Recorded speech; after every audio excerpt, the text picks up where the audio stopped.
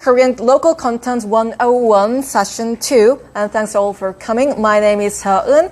And do we have anyone who's first to class today? Maybe not. Is it? Yeah.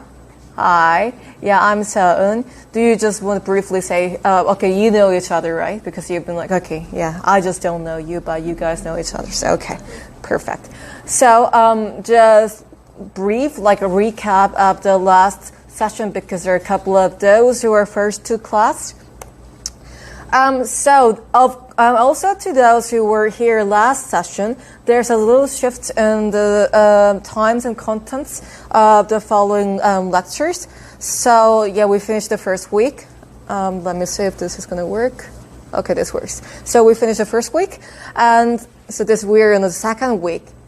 Okay, just before explaining all this, if you attend, just to give you more motivation to just like show up for the next session as well. If you attend more than 6 out of the 8 sessions, yeah, I mean like including these group sessions and everything, networking. So we usually have the class from 5 to 7. But maybe today we're going to have 5:30 to 7:30 or something. And I am actually thinking maybe we can just start the class like 5:30, because I just found a couple of them, you know, they can come like 6 p.m. the earliest, if, you know, you don't have any issues of like just like having this end later. Is there anyone who cannot make it from like, for example, 5:30 to 7:30 every Friday? Well, my lab usually like finish at 6, so I can only like follow up from 6 to 7. So your lab ends at 6. You can come after your lab, right? So yeah, I just like found a couple of them. Yeah, they can come only at 6, so they cannot come earlier than 6. So if you guys don't have any because like we're gonna like have like a 30 minutes like review of the last session from 5:30 to 6 p.m. So we can start the lecture from 6 for those who can come from 6. Is that okay to everyone? I will try to end as soon as possible for you to, yeah, use Friday night, so you maybe want to have like a chill and like grab a beer and things like that. Yeah, anyways, 6 or out of 8 sessions, we are going to provide you for the certificate of completing the program, and this can potentially be under the name of Korea University 캠퍼스타운. And it also can be under my company, which is Rocolinsa. You can check this out later. I'm giving you the links and everything. And attendance, because some people like they're according to Rain, there's a couple of participants who are so eager to come to Friday sessions, but they have class. Oh my God, yeah, they should just drop the class, man. Like you know, yeah. So I am going to record like this. The lecture, so you can actually rewatch everything from this link I provide. So it's available on YouTube, so you can watch it and you can complete the task of the week. So basically, it's like a simple task that's going to take like 5 minutes, 10 minutes, and this is going to be based on this QR code. So you just scan the code, and you're going to be going to get the access to this Padlet, which is like an interactive wall. Online, you don't have to log in. Yeah, no bloody login thing. You just like click on the plus button to add your answers, and it's just like so. It's intuitive. It's easy. So you just need to fill in those, and that's gonna be your attendance mark. Hope this makes sense. So a little shift in here. We are thinking of just having like a we're gonna meet here at the small startup cafe for next week and next week.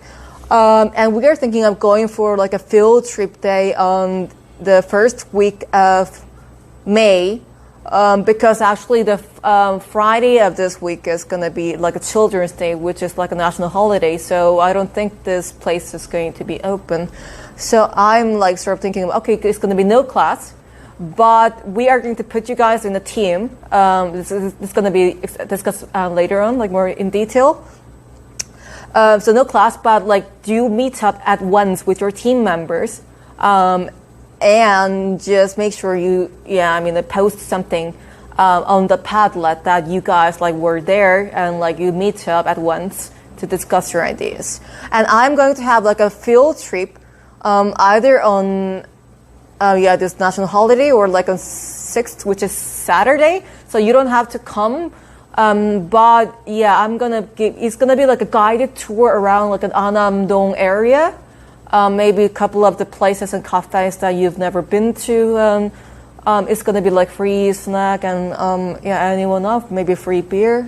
Yes, yeah, it's okay. So that can be a thing. So that's gonna be on the 5th week and 6th week. So from like this, so basically like lectures on this month, and from next month, we're gonna like work in a group of thinking of the concepts or like of the like a contents, like local based contents, what you want to sort of like achieve or plan and realize here based in Annam-dong. Do you want to like kind of do like your own business? Do you want to sort of like do like content making? Do you want to have the flea market, or you want to just have a culture group? Anything like that. And yeah, you're going to work in a team, and we're going to fund you with some budget to realize those like small scale groups. So, and we just like we have some idea to like put you in the right group. So so that's the idea. And on the last week which is going to be planned on 26th on a Friday here in the Startup Cafe. So it's going to be like brief, just like presenting what you guys have came out with. And it's going to be like a networking party. So as I told you last week, you're welcome to bring one of your good friends, not bad friends, good friends to this class. And it's going to be like, kind of chill, like having like a pizza or like a finger food together, and like things like that. Maybe we're going to like go for a second round if the vibe is good. So it's like this. The lecture slides are going to be prepared for each classes, but are not going to be distributed before the class. This is partially because I sometimes just finalize the slides on the very last minute, but this is also to just like make you more intrigued. And the online uploaded video and like all those slides are going to be shared you as a PDF form. So it's going to be available at the end of the week. So I'm going to share everything via the Kakao Talk chat group. Is there anyone who's not in the chat group here? Kakao Talk group? I think everyone's in. Beautiful. So it's good. Sessions take place at here unless otherwise specified. So we are thinking of adjusting the time a bit. So it's gonna be, it says like 5, but maybe we can start from 5:30. So you guys are free to come by 5, chat with your mates, and maybe 5:30 to 6, we're gonna like wrapping up last session and new notifications. From 6 to 7, we're gonna have the lecture, 10-minute break. From 7 to 8 or 7 to, maybe like in 30 minutes, like an hour session.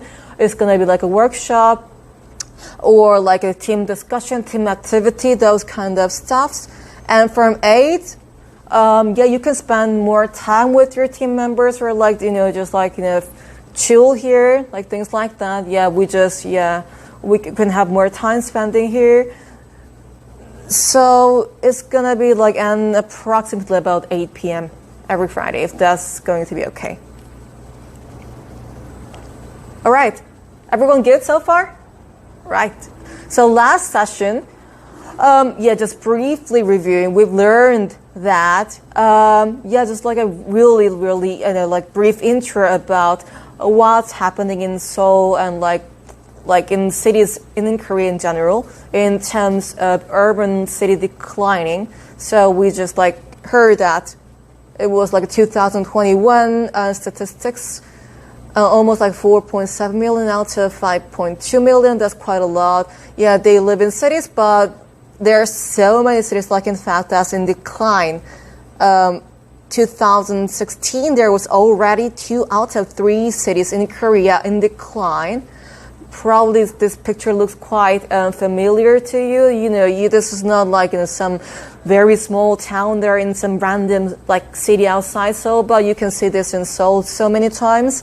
And like some people, citizens, they want a new apartment like in their region, but like it's not happening, so they're so pissed off. Aging society, like widening gap between rural and urban. So we sort of started to work something out from 2007. So that was like some national R&D projects was going on. So we sort of tried to figure out what's the problem and like came up with some policies. So that was like back in 2013. So it's almost like 10 years since we started putting some fund into solving out these urban problems and declines and deterioration and like declining and things. So basically like the trend is used to be quite like a small scale, like rehabilitation. So like trying to make people move into the small regions more, but now it's like getting more like space based, and it's more like economic cities, like in like huger scales.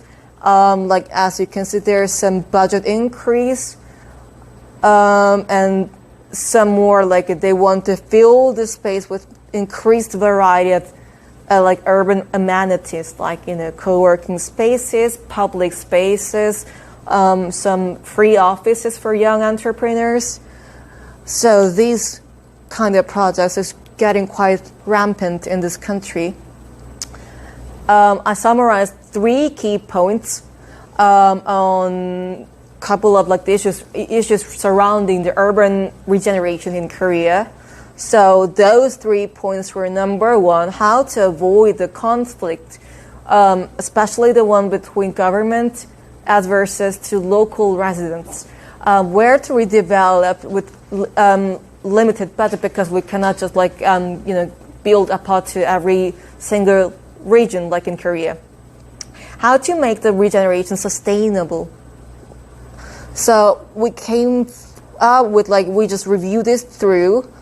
So the government, in general, wants to motivate more citizens living in those areas, and they want to increase a bit more commercial projects, and they want more a private sector a participation. They used to be very, very public fund driven, so everything's going to be decided by the government.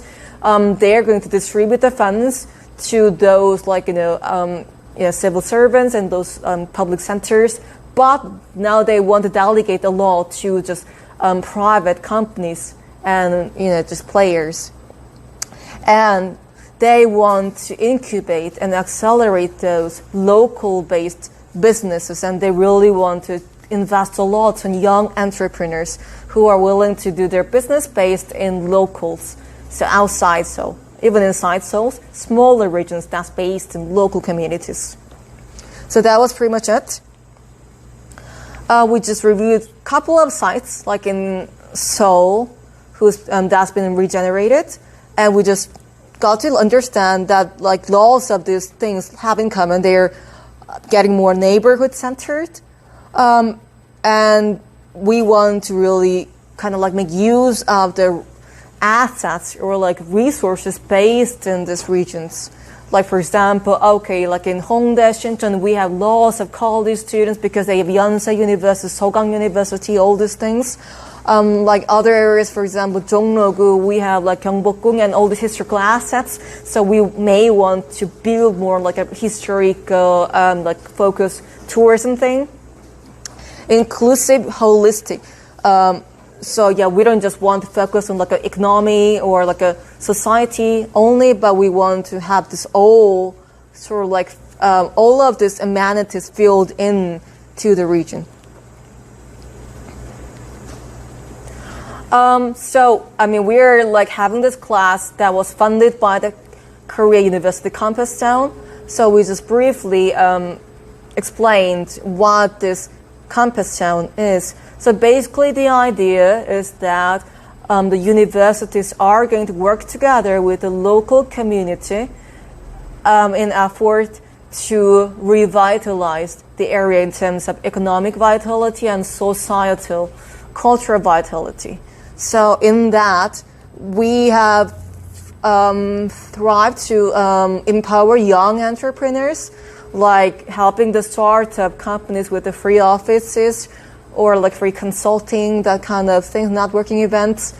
Yeah, they want this to be more culture driven, like university culture. So they're having some festivals, having the culture squares, streets, and they also want more local residents to participate in these movements and projects. So a couple of the pictures here summarizes the points what's been happening. And this Padlet. So I've brought some of these comments that was from you. So I ask you any features of this Korean area that makes this area more special. Yeah, don't worry. Sometimes this like it blinks and it's gonna like turn up again. Some features. Yeah. So a couple of the comments. Yeah, I mean, honestly, some people have no idea what makes this Annam area really special, like here in this comment. Yeah, but some of them mentioned that it's very student lively neighborhood and things like that. Yeah, they mentioned a lot about student-based neighborhood and have some merits about that. Oh, by the way, if you just want to just explain what you put on the Padlet, you feel free to just like raise your hand and like speak more for us. Think about what kind of those like urban regeneration kind of things back in your country or society. Any takeaways or insights for us? So we have something from Vietnam, Moscow, Mexico, yeah, things like that. Anyone who wants to, yeah, this is what I put. Like I want to speak more about this. Anyone? Yeah, I think urban regeneration per se is not a thing that is known in Mexico. We usually do mostly like development or, yeah, it's most focused in development rather than other things. There's not an institution for regeneration or something, or rehabilitation of things. And usually it's done in tourist, I said, that are like tourist areas or like important areas that are because Mexico is a really tourist place. So a lot of our economy comes from there. So we prioritize those places to be able to have like more income and those to like make it pretty so more people can come. But other areas are not as touristical places or like shiny for tourists. We don't really do much there. Therefore, they're not well taken care of. Yeah.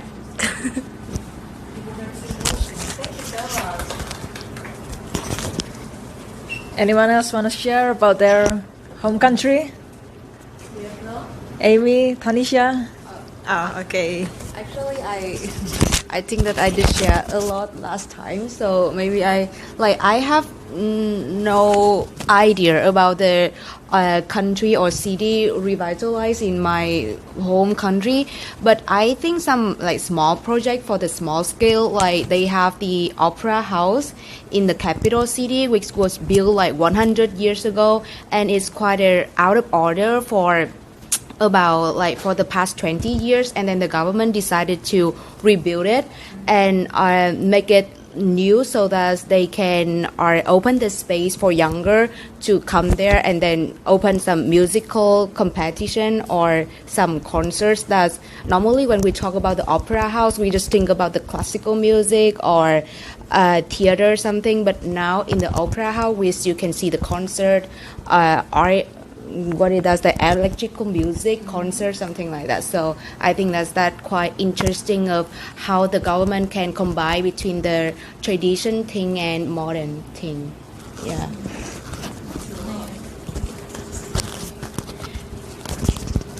I think so. Hi, I'm from Nepal, and in Nepal, like, it's interesting where in some countries where government is actually funding all of these revitalization and everything, in Nepal they actually don't really pay the public for doing anything such. In fact, half of the times it's like, suppose there is a road expansion happening, They basically break down the residencies, like half of the residency, just protecting the pillar so that everything doesn't fall off. And it's the landlord's or house owner's responsibility to fix their house however they want. The government has done their job by, like, expanding the road. And there are so many times that the roads are gone bad, and like the government is kind of not even bothered to fix it.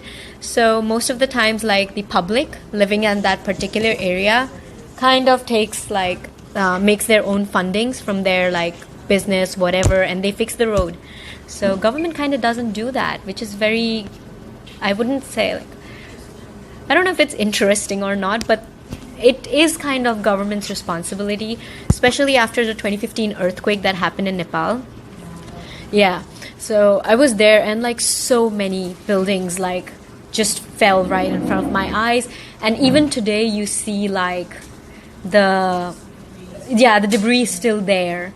They haven't removed that. Whatever was done so far is actually by the international governments, like when they came in the country and they were like, we'll help you financially and everything. Half of it is by them actually. The revitalization is more by the international governments rather than our own government.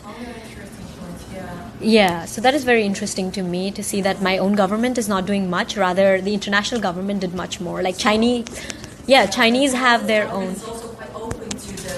Yeah, very much. In fact, at this point, different governments have their own, like, how do I say, building sort of things in Nepal, especially in the main areas. Like, I know Chinese aid have their own building now. And yeah, which is very interesting to me. If we think about revitalization, a government is supposed to do things like this, but if they're letting international governments, like, invade into that country's space, it's very interesting to me overall. Yeah. Thank you.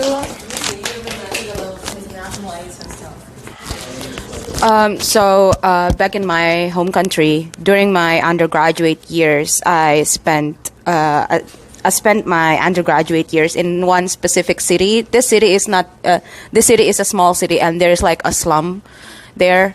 Really, really, like, it is on the verge of taken down by the government. Technically, it's really bad. It was horrible, and it was like 17 to 20 people in one house. And then the river was extremely polluted there, and then like a bunch of hipster rebels just literally comes to that area and started to do a lot of graffitis, a lot of arts and stuff. At first, it was like the hipster rebels versus the government. The government were like, "Don't do this. This is illegal." But the fact is that the people there actually love it, like love it. They said, "Oh, yeah. Oh, it became like a hipster place for like a." It became like identity. Yes, it became like a hipster place to like take pictures or like to do photography, arts, street arts, all of those things. And then finally, for like a year or two, the government finally realized, oh, there's potential in this. And then they finally bridge this hipster rebels, connect them with the company, like a paint company.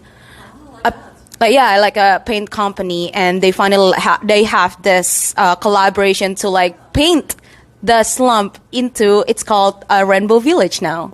So it was funded by the government, actually. Finally after. Yes. Yeah, so like these rebels, they are such a Gen Z. They are like, they posted this on TikTok, like in their rage. Very Gen Z. So, they were Gen Zing there. Okay. Yeah, the Gen Z is Gen Zing. So much like alone for like sharing that. Yeah, and then it's called Jodipan. That is called Rainbow Village, and we've discussed this last week. It become like a ripple effect, like in other cities other than that, than Malang, like Jakarta, and all of these areas started to like trigger the local government to think about slum is not a slum. Slum is actually an opportunity for like tourist place or like art or like even like an area for students or like youth to express their artistic side, and that also like trigger another effect in Jakarta. There is like Sudirman Fashion Street. Technically, it's again a bunch of Gen Z hipster nerds doing their thing. The Gen Z are Gen Zing, yeah. So it's kind of it started off as Gen Z versus the government. It's always like that. Like the government always like very strict, very conservative, very like, oh, don't do this, don't do that, and then the Gen Z again. The Gen Z are like technically rebels. Taking over. Taking over, yeah. Thanks a lot for these amazing ideas. So I think it was like so valuable for me also to listen to you and like reading all these comments, because a couple of these examples is so difficult for me to just like find out, because they're not out there like in like I'm not talking, or like I don't have friends there in Jakarta. So thanks a lot. That really kind of like broadens my eyesight. And number 3 question was like, have you ever like have you ever heard about or like any in similar cases there back in your country? And many people say they don't think really they have this kind of thing, this movement. They're back in their societies. And in general, they were like agreeing that, it's a good idea to have them cooperate. They think it's an amazing idea. Universities should take more role in making the area more vibrant. So it was like that. Thanks a lot for your contributions on this Padlet. So we're moving. We're almost like perfect timing because everyone's here, right? So just brief like intro for you, those like who came in just now. We sort of decided to have it like 5:30 to 6. We're gonna have like a brief review on what we learned from last session, and from 6 we're gonna start the lecture. So considerate. So today we're gonna focus more on the local branding. Yay. So what is like local branding? This like we're so trendy. Honestly, this is so much trending like in this country. What is like on the background? So I mean, I tried my best to find the words to translate this. Okay, so if you want to search more about this, like this is a keyword, 특화재생, like this Korean thing. It's like a distinctive regional recreation. So the government wants to use the word recreation instead in place of regeneration. So they want to recreate things in the region. And that should be based on something that's distinctive about the place. So this is initially this intrinsically the urban brand creation that's using the region's specialized and distinctive like resources. It can be human resources, it can be places, historical assets, it can be natural resources. For example, Seoul National University, SNU, they have like this gigantic mountain there. It's Gwanak Mountain. It's so beautiful there. Like in springtime, tons of people just go to climb the mountain like that. So it can be one asset to this region. So a couple of stuffs. So they want this recreation to be, for example, creating more employment, creating jobs, and this one to be led by the private sectors more, not just like a public only. So they want to make the local tailored recreation projects. That's using the regional specialized resources. So there are tons of examples. So I'm going to tell you more in Seoul projects, but there's a couple of really successful cases like in Korea. For example, like in here is Gunsan. So Gunsan is like a harbor city based in Jeollado, And just like in so many harbor cities there in Europe and like in other continents, yeah, I mean, they're losing this industry because, yeah, this big industry shift. So there are so many like abandoned basically like harbors, like that's not doing the business anymore.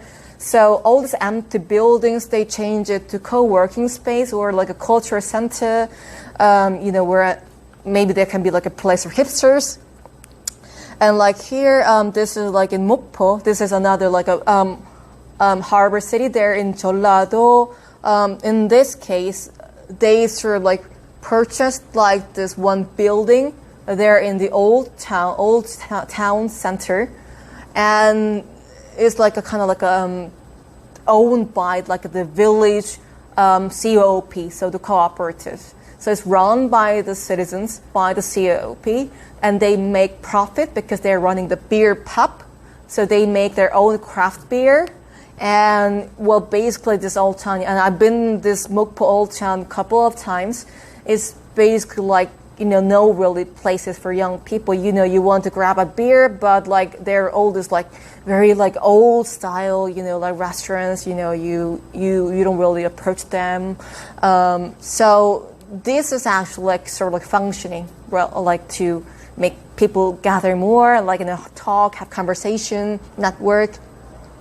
Yeah, things like that.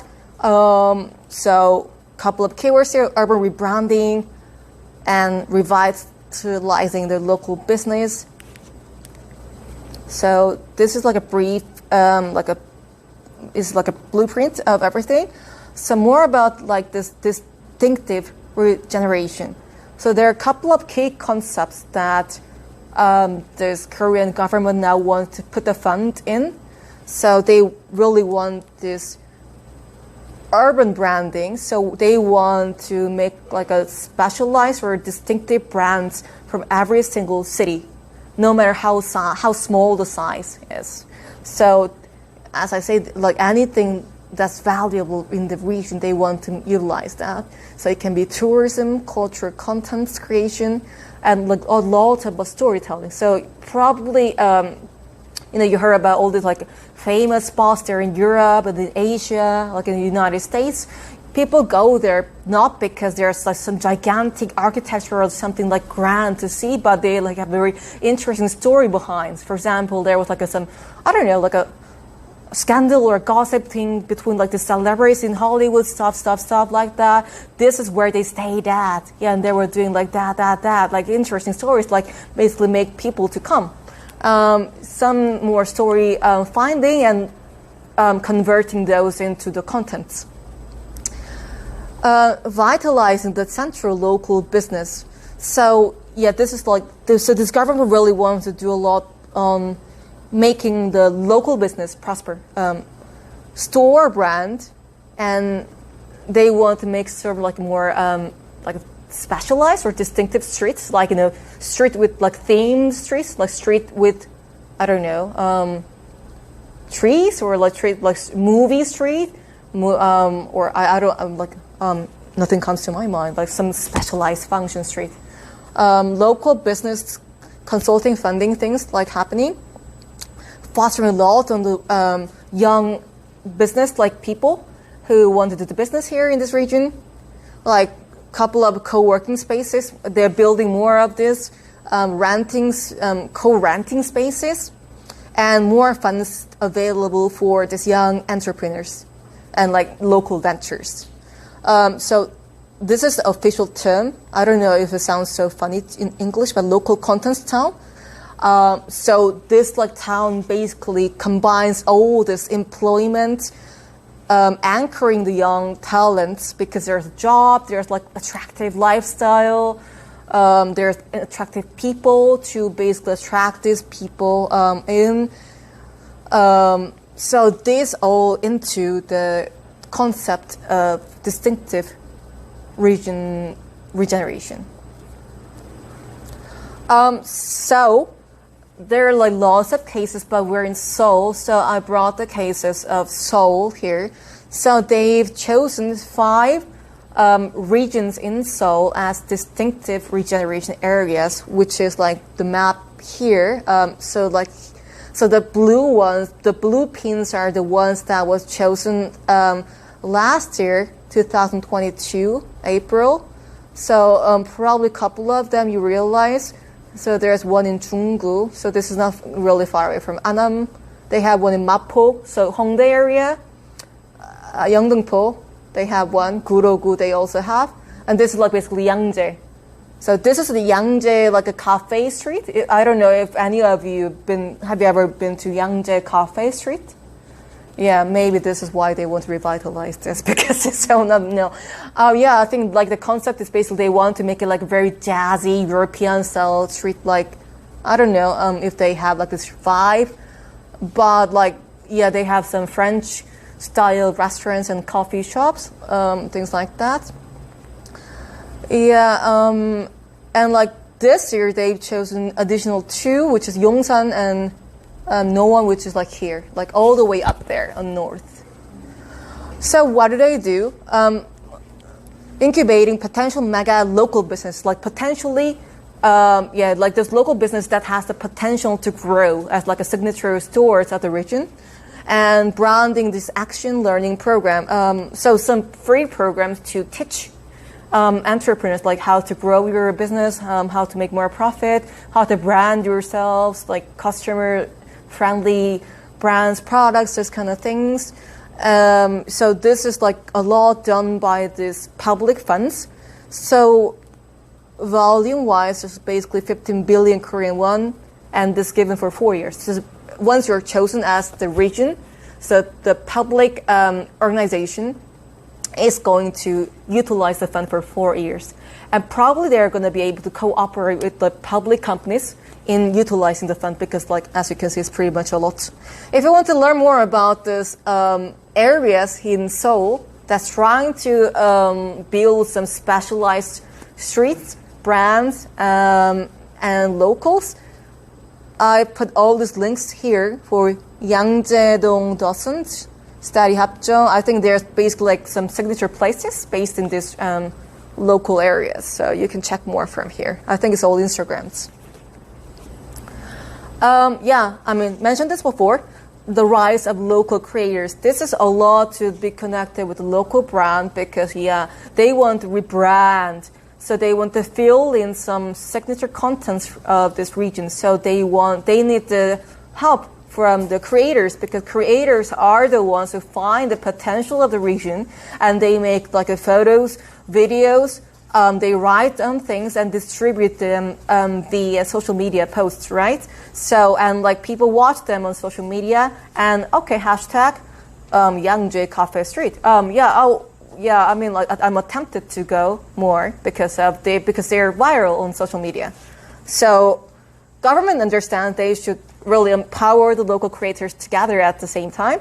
So they're having like a lot of this, like, you know, funded projects for local creators. So those days, local creators are the ones who want to create contents based in locals, and like they want to make something valuable. They want to do business, or they want to create contents. They want to do the YouTube and things like that. So as you can see, it's quite getting a huge trend, like a couple of years since like 2021 to like here in Korea. So yeah, if you want to know more, search by Rocolcreator in Naver. Any questions for the part 2, or shall I just move on to the part 3? Any questions? Okay. Because of this, you said that the government select the 5 region, right, to make this kind of thing. What is the most common selection criteria to select this region? What was like a common criteria? Yes, to select the region. Why you choose Yangjae to make like that? So there's like every single time the government's trying to like choose like a region to get the funds, they have like this criteria. Is it like they have all this criteria? Is it expandable? Do people really don't know a lot about this region? Does it have a good traffic? Does it have good resources? For example, this Yangjae area. So this is like a picture of the street. So I've been to this area a couple of times. And yeah, I mean, this is quite, like I said, like it's quite European vibes. And I would say, yeah, it kind of looks more, it looks different from other just like, like random streets, like markets, just in like any streets in Seoul. So they sort of have the potential to attract maybe more tourists or like people around them because it's quite, got a good vibe and like nice high, like a, like top-notch restaurants here, like coffee shops. They have like own like good, what was that? Like recipes and like all this like premium quality coffees they have. So there are a couple of these criteria that they were chosen based on. And that was also the same for those 2 additional regions that was chosen the January of this year. If you're more interested to know upon what basis were they chosen, I can get back to you with the link of like, okay, this was like the criteria, and like I can be back with some translations if you're interested. Because it is very interesting for me because I love to walk around Seoul to see, because in different region it's totally different kind of the project in Seoul and yes, maybe. As I mentioned, you can go to the Padlet, like here, this is linked to our Padlet, so it's like an interactive wall, so you can leave comments and questions and I will get back to you by commenting on your questions. So this is the QR, anything you feel like asking, feel free to. And then 3, which is local branding in a nutshell. Why is this word so trending? So my answer would be the way we define a good life has changed. I mean, hopefully you can relate. We would like to gather around in a weak ties or in a loose bond with those with the same kind of like a lifestyle or the values that we share in common. I mean, we don't want to like sit in a table with like some random dude that doesn't share anything in common, basically. I mean, we don't really like to group with just like random strangers. We need something in common to feel friendly about the place and with the people we're with together. We are living an era with the micro-tailoring in this, this micro-tailoring to the minority needs. This is not just the matter of, like a customization, bespoke, DIY, but really all these products and services are really like getting into tiny pieces that can be tailored to every single, like a tiny needs of different groups of people. Thus, small cities, okay, in a sense, so let's compare like a big mega city like in Seoul and like say small town maybe with a population of 300 people in comparison. So we have, I don't know how much population there is. So how many population in Seoul, right? A lot of dudes, random dudes are here in the city.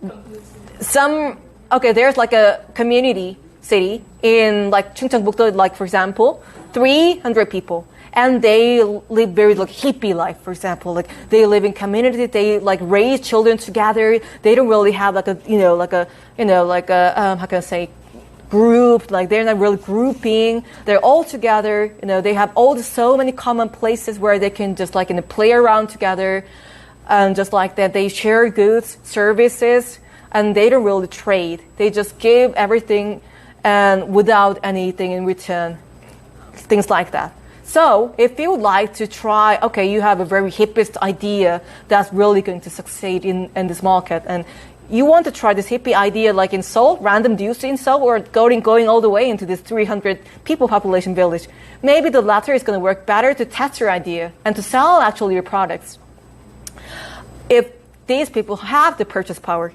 So, in a sense, small cities, local communities are more ideal to find some niche business it can be. So that was the idea, and there were some pioneers, Korean pioneers who actually, fuck. So like we're gonna go like into like small towns to test our ideas. So they went all the way down, and they test their ideas. Oh, it's working. It's selling.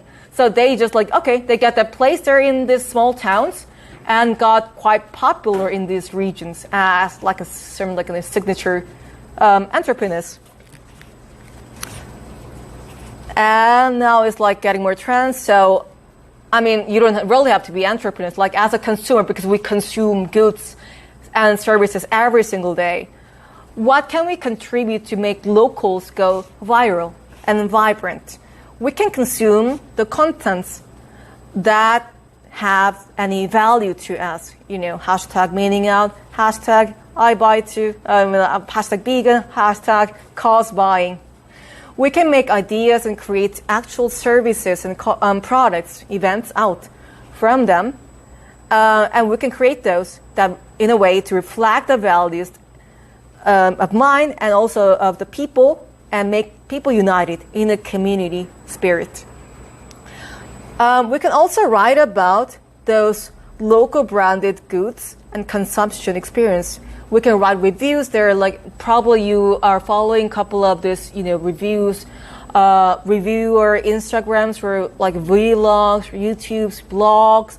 There are so many people who are now reviewing all this good content based in locals. They're in Korea and like also outside Korea, and yeah, they're quite having this influence and like this, influence over like laws of random people to sort of like purchase the products or like getting into the region. So we can help them. We can help locals go viral by writing contents and creating contents. So, open question. What city do you want to live in and why? My choice will go to Seoul, but not in the hustle and bustle place of Seoul. Maybe in Annam is the best place for me to live in because it's Very unpopular opinion. Oh really? Because it's still in Seoul. It's not like outskirts or suburbs. It's still in Seoul, so I can get to other hippie place and popular place like Hongdae or Myeongdong really easy within 1 hour of subway or bus. But at the same time, when I really need my own space and really need the peace, I still can find my own peace in this place. Which is quite different from some popular place like in the center of Seoul where it is like crowded and noisy every day. So I prefer this place better. Okay, couple of you. It can be quite stress-free. Plus, you can have your own space and time. Third, traffic-wise, it's quite good. You have all this connection to the hippiest places and hot places in Seoul. Anyone else? Anyone else who, it doesn't have to be in Korea. You can say Buenos Aires or like. So hi, my name is Denisa, and I think if I could choose where I could live, I would love to live in Bali. Because, you live there? Yeah, amazing, because I was there for last winter break. Last winter break, I stayed in Bali for 1 month. It was during COVID, so every price were every price, it went down, everything was, I know it's not good for the business in there, but for me as a tourist, it was really good price, and then that's how I got to live there for a month, and then I tried basically like a lot of activities and a lot of experience, and I think it was really amazing, because it's basically like, I would say it's like best of both worlds. Like you could still get the nature, but also you could still experience all the modernized facilities. So I think if I could choose, I would love to stay there longer. I have a question. So during the COVID-19, every price went down, so you prefer living there. So what about after COVID? Because Good question. So maybe, I don't know if the price went up, because at that time the accommodation price was really cheap. That's why I could afford to stay there for a whole month. But apart from the accommodation price, life there was really good. Apart from the touristy, don't go to the touristy spots because obviously it's touristy. But other than that, But other than that, I would say it's very nice. So if I have enough money to afford the accommodation with normal price, I would love to stay there longer. But if I don't have enough, I mean, because honestly, Bali, the price there, the accommodation, is pretty high because of the tourists. So it's almost similar to Jakarta. So it's a little bit like, even more expensive, I guess. Yeah. So if I could afford the accommodation at least, then I think I would go there. Quick question, since like you told us that you would love. Do you want this? Okay, so you mentioned that you really love to live in Bali, but Bali itself is an island. So which specific area that you would really love? Because like, since Bali is an island, on the northern Bali, like an example, Bedugul or like Kintamani, it's like colder areas and it's like very, very, sometimes it's like very like culture, like even like specific areas like have its own different, like drastically different culture. So like, yeah, so like, yeah. So my question is like, in specific, which area and what brings you wants to live there specifically? Because there's Sanur, South Kuta, and like, yeah. Technically like Hawaii, the island, yeah. Thank you. Maybe I would go. Again, this is probably touristy because I think you know Canggu. There, it's a developing area in Bali, right? But it's very like there's too many foreigners around there. And yeah, but I do have friends who actually just moved there and they live in Canggu. And they actually started like a real life there. Like they just got married. They're building business and everything. So even though it's very touristy, I think it's a good place to start. You know, as a start, because I'm not really sure where exactly if I want to live in Bali, but I think Canggu could be a really good start because it's developing and a lot of places are being built, new places, new housings. So I guess for a start, I would go with Canggu. Yeah. Hi. I was thinking more about like qualities of a city I would like to live in, which for instance will be a city that provides a good quality of life, also safetiness. I'm from Mexico. I'm not saying, oh, Mexico is so dangerous. Maybe we have this stereotype, I know. But there are some aspects that are, very insecure, dangerous. It was this year, it was like 5 years in my city where we had like a lot of gun violence. Also, I would like to live in a city that followed the 15-minute city, which is you just have to walk 15 minutes maximum to get to anywhere you need to, like hospitals, schools, grocery shoppings. And I think especially the city of Seoul follows all these aspects. But I think there are many other cases, especially in first world countries. So I think like I wouldn't mind any city as long as it followed like those aspects. Thank you. All right. Thanks a lot for your amazing ideas. I've never been to Bali. You're making me so jealous. Yeah. So again, going back to the local branding. So I got those concepts and like a couple of these points from one branding about this like local branding that was like in 2018. We have the source there.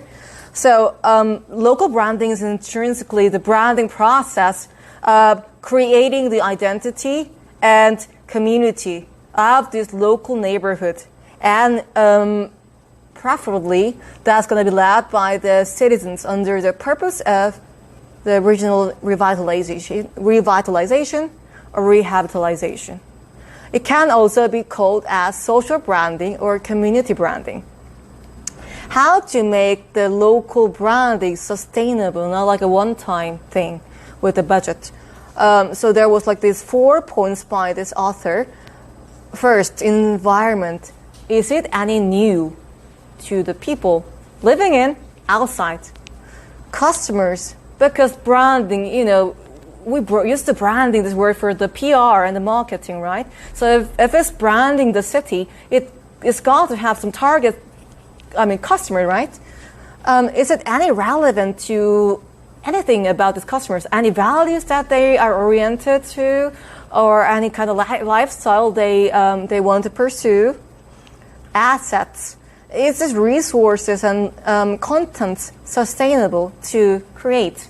Probably you can have for example, you are going to spend all of the potential budget from the small town, everything to bring BTS and have the concert. Is it sustainable? Yeah, no budget. Yeah, you're not going to have it all the time, like an annual event or something like that. Differentiation. Is it any different from competing brand cities? Because for example, there are so many harbor cities in Korea because we're peninsula. So of course, couple of the concepts like fishing festivals and you're gonna catch some fish with your children, we're buddies, these concepts are gonna overlap. So you may want to come up with some kind of identity to make people remember your city, and that can be quite different from other contents that's available from other cities and those other cities outside Korea. For example, I don't know. There's this tomatoes throwing festival thing in Spain, right? In Spain? This festival, they go to bunch of tomatoes and throw to each other to random dudes. Yeah, lots of people go to enjoy the festival and there should be some kind of vibe that makes it so unique, right? And for example, El Camino, there's so many tons of streets to walk in this amazing, even with the more amazing nature, but they go to El Camino again and again. There should be some kind of vibe to make them and have them feel that it's so different from other just random streets or other random festivals, So you may want to think about those 4 points. So local content creators, we want to talk a little more about. So I'm not only going to talk about the creators, but also I'm going to talk about the consumers, because content creators, they make their living by the content consumers. That's my logic. So basically they circulate in this circle. So the creators, they do business to offer new lifestyle to these local content consumers who consume to live a new lifestyle. And that's basically surrounding, circulating based on this local content. They all want some kind of non-typical lifestyle. They don't, as Amy said, they want to avoid some hectic hustle bustle life. They're in this urban, they want to avoid the traffic. They want to do something more valuable job to realize themselves. They want to meet non-typical people as coworkers. Yeah, probably they want to see the ocean view every single day. Yeah, they want to have the sun in their apartment. These kind of things. Yeah, they want to live today. They don't really want to have a very completely competitive life. Yeah, and they would like to bond with the people of their similarities. So I would say these local content creators are those who are really kind of they're not really majorities, but they're rather on the side of the minorities or outliers. Some of the keywords: handmade, vegan, tailor-made, bespoke, value for money, story makers. Story matters to them a lot. And these consumers, they also special brand identity to express themselves. You may want to think about: do you consume brands? Do you consume any peculiar brands that's not like this pop brands that's known to everyone? Why do you consume those brands? In what sense that makes you feel happy to consume those brands?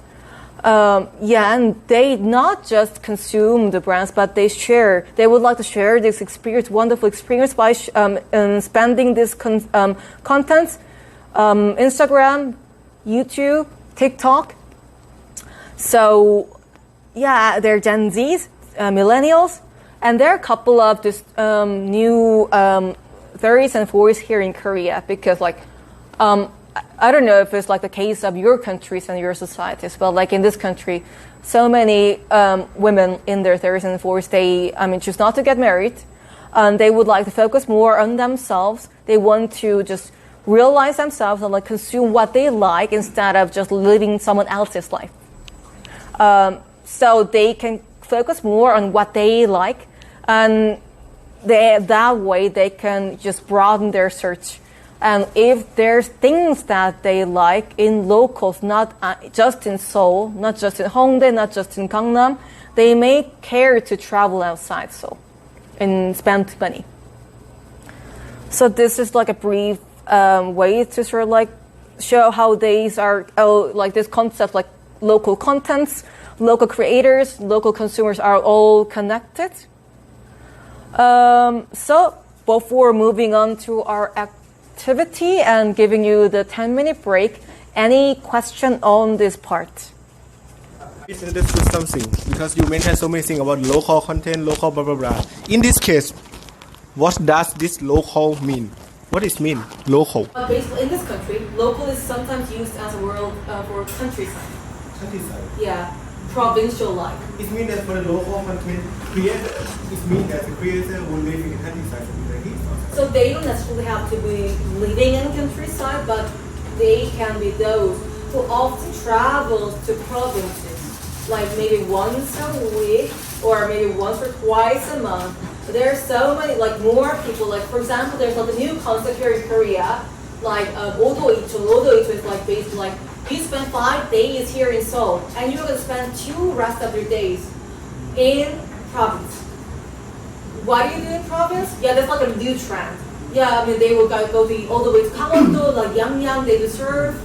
They go to travel to fly to Jeju. They're gonna have like their like favorite pastime like this Jeju, because they really want to have like a valuable experience for their like the leisure times and things like that, and they can like vlog them or like write blog posts about how beautiful this local consumption can be, and those contents are getting more valuable because there are more people in Korea are interested in living or traveling outside Seoul, because like as you see, urban life here in Seoul is not always beautiful. Traffic, rent prices, you are gonna work for like 4 years, 50 years, and you're never gonna get your pot to or something like that. So yeah, it's getting quite highlighted here in this country. Yeah, it can be quite confusing, but this local doesn't always mean like you have to live in countryside. Usually it is going to mean somewhere outside Seoul, but you can also find the local inside Seoul, because locals can mean the community or the neighborhood.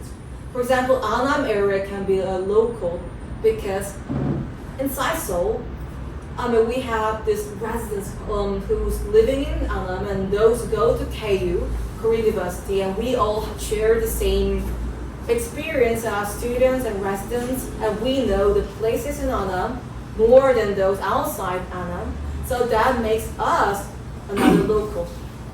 Yeah, actually, like it depends on how big of the consideration area. For example, if we just consider Seoul, maybe Annam or Gwangnam can be a local. Yes, exactly. Yeah. If we consider the entire Korea peninsula, maybe Yangyang can be a local, or Suwon can be a local. Right. There's no really like, okay, you are over like, I don't know, over like 1,000 population. Oh, you're not local. We don't have like that criteria. You can basically frame whatever you want, but you should have some logic. You cannot just like, okay, Seoul is a local. It can be a local, but like no one's maybe going to be so much persuaded. Okay, we're going to fund you with a local project based in Seoul. Like, so pretty much like that. Anything else? Okay, I think we can continue first. Okay, so thanks for a beautiful question. And so I'm going to just briefly introduce today's activity, and we can have a 10-minute break. We're going to give you like a worksheet out, and then you can brainstorm, take some break, and going back to this activity. So this is what we have prepared for today. So we are going to think about our local profile. So we are not going to be so confused with this concept local. You don't have. I'm not going to make you go all the way to countryside. You can just choose to live in Seoul, but choose to live a local life. So if you sort of consider yourself or define yourself as someone related to the local in Seoul or in Korea or in your own country or in other society or in Bali, what do you think? In one sentence, what do you think you can express yourself? Like I'm a digital nomad in Bali or something like that. And some of your like demographic characteristics, where you live in, what's your age group, you can just put it, I'm Gen Z. You don't have to specify your age. What do I do or what do I want to do? What resources I have? Educations, savings, friends, behaviors, daily behaviors, feelings, vibes you have, and like what I am good at, things I like, some of these experiences or activities you would like to engage in or you have been engaged in. So yeah, couple of examples to show. So it's all yours. But basically, I'm just like showing a couple of these different local personas who are actually my friends and acquaintances. So this is one example. This guy is from Cheonan, so he's male. He's like I don't know. He says about like some like 38 or something. He is like a multi-business owner. He went to university in Seoul, so we're in here. But he's basically based on everyone else. Now, he's like, oh yeah, I don't want to go to work. I mean, no company's going to satisfy my ego, like things like that. Yeah, so I started my business right after my graduation. Oh, no need to hesitate. I don't think he graduated his uni actually. But yeah, no need to graduate. I'm going to start up. Yeah. But I would like to create some meaning out from my business. So he's actually doing some social entrepreneurship kind of thing based in Cheonan. So he's owning his own space and he would like to empower all these young people who want to create content there in Cheonan, who want to start a business and things like that. So is this dude? So I put like a local entrepreneur title for him. Young local artists. I think we have so many there in like that, like this Gen Z areas in Indonesia, right? So they are those ones who, they have to lead with arts. But just like in so many countries, so difficult for them to live with art and live in the urban area at the same time. So maybe there's actually some movement like in this country. So many young artists choose to go all this way to these provinces because the rents are easier and they have more natural, backgrounds. Like they have mountains, sea, ocean view to inspire them. So instead of just sticking into this urban life, they go all the way down to Mokpo or Koje, or all these harbor cities, or Gangwon-do, Yangyang, surfing cities. This is my friend. This is his Kakao profile, and I befriended him a week ago, in Mokpo. He spent a whole year in Seoul. I think he's in his 40s. But just chose to go to Mokpo because he loved so much of this ocean view, like a small house of this Mokpo. So he moved. He's single, so he was able to move. He's living alone, and basically he creates videos. He's like a PD, and he made his corporation, I think. So doing the business, but based in Mokpo. So things like that. Value consumers. Okay, she lives in Seoul. She's a woman, she's a PhD student and freelancer. Okay, this is me. Behavior, feelings, vibes. I couldn't think of anyone else. So, I'm just freelancing with different projects and I get payroll from different people.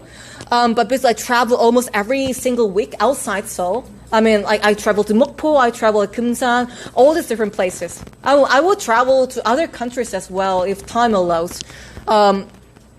And I don't hesitate to spend money outside Seoul if that spending experience is going to relate to some kind of things I like. So that's I frame myself as value consumer. Okay, digital nomads, yay! Who are digital nomads here? Okay, this is his Kakao profile. So basically twice is his life. So he's he came all the way to Korea just for twice. So, yeah, that's the logic, basically. He came back to Germany because his visa expired. He came back to Korea because of twice. Yeah. He's German. He speaks Korean, German, Vietnamese, and English. YouTuber. He has 2K followers or something. He's growing. But he's a programmer, so he gets money from his company. He's like basically like a remote worker. So he earns and he spends money on twice and creating content. So he travels around. He loves traveling around different countries, like trying different local foods, and basically he vlogs every single moment. His name is Ninja Kim, so you can find I Am Ninja Kim on YouTube. I think his channel is growing, basically. Yeah, so behaviors, feelings, vibes. Yeah, basically he loves doing things new, and most importantly, he has money to do things. Yeah. Lastly, local influencers. I mean, you don't hesitate to frame yourself as local influencers because it can be just anyone. I mean, I can frame myself as influencers, micro-influencer. I'm influencing you guys to travel more provinces like in Korea. So they basically influence people online over social media, and they create content. So they're quite the same as nomads, but they are more based in the social media and connected to the people via social networks. So, yeah, for example, like this is one of my Facebook friends. So she lives in Gangwon-do, but basically she travels everywhere around. I think she's traveled more than 50 countrysides in Korea and like reviewed every single cities. And her contents got quite popular. So whenever she writes like a new post on Facebook, Instagram, everyone comments and shares the post, and that's really going viral. So all these like professors contacting her first because she's really been kind of diligent about this reviewing things. So she only has like 1K followers on Facebook and like Instagram, but she's really kind of like influence over this area. So I put her. All right, so it's your turn. I will just put up this slide to sort of like show everything. You don't have to frame yourself in one of this. You can just put something else. Like, yeah, you can put like Balian or something if you like. So feel free to fill in. So there's like two ways. You can just hand write on this paper for you, or you can choose to write on this Padlet. So if you can scan this code, yeah, it's going to show you the Padlet wall. So you can just choose to write things directly on this Padlet by clicking the plus button. Everyone scan the code? So if you scan the code, it's going to show you this Korean Local Contents 101 interactive wall. So, yeah, make sure you write your name for the title and write on like, you're going to have like the questions like here available. And make sure you post this on week 2. You can just click on this plus button. I mean, the plus button is going to be on the center, like below center of if you're using your mobile phone. Yeah, you put your name on the title, like here, Ray. And you write something like, so number 1 question is like, your demographical characteristics. And number 2, your daily behaviors, feelings, and vibes. Number 3, what you're good at, things I like, things. And plus, if you have any comments or questions, yeah, feel free to add here. And you can just write everything on the paper and just click on this photo taking button and take a picture with your cell phone. And basically, it's going to be uploaded like this. So, yeah, we're all tech savvy, right? So